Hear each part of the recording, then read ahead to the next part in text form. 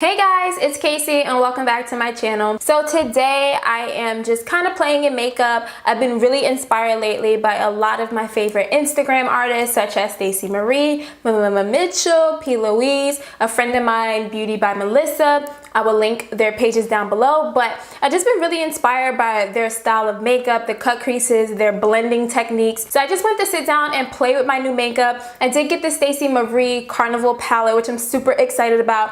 And I just want to say, guys, that palette is so pigmented and the blendability is just bananas. It just literally blended my eyeshadow like a dream. You guys have to pick up that palette. It only took about a week, maybe even less, and they are coming from the UK. But yeah, I'm not going to make this intro super long or anything like that. I'm probably just gonna speed through this video just because this is just me playing. I really didn't have any specific idea in mind. I just kind of want to sit down with my products and see what I came up with, and I just wanted you guys to see that process. I will kind of incorporate these videos, you know, one every 4 or 5 videos of me just kind of practicing my craft and playing the makeup. That's what we're here to do, play in makeup.